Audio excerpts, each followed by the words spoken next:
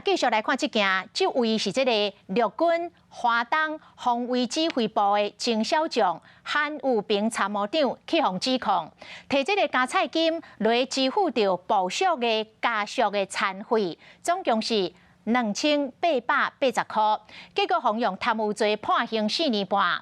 外界质疑这敢袂判伤重咯？这个检方的高层开会讨论了后，决定要替韩武平申请再审救济。法务部长蔡清祥嘛讲，这个贪污罪甲刑法有未少所在小定塔，将会检讨修改这个法条。没有任何1毛钱放入我的口袋。落地并互你看，讲无食钱，伊是陆军华东防卫指挥部前少将参谋长韩武平，互人指控私自动用2880块的公款。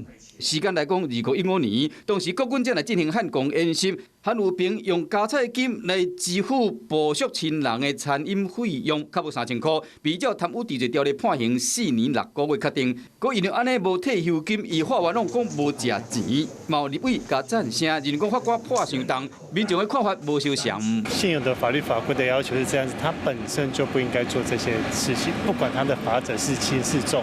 敢有判伤重？各界见解无共款，律师嘛解释讲，要认定韩武平动用公款的法规有2种，判决的结果嘛无共款。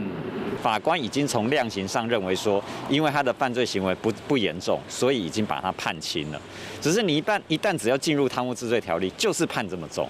所以，除非现在的司法认为说，其实这个加菜金是不是不算贪污治罪条例？它是构成要件相同。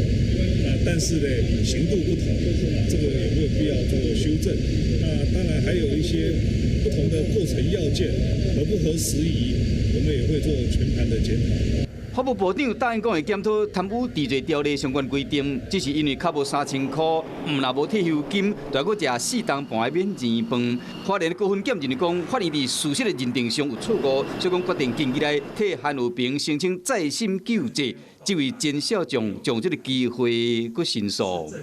Hello， 大家好，我是乃瑜，要教给大家2个任务。第一个，华视新闻的脸书专页，你按赞了吗？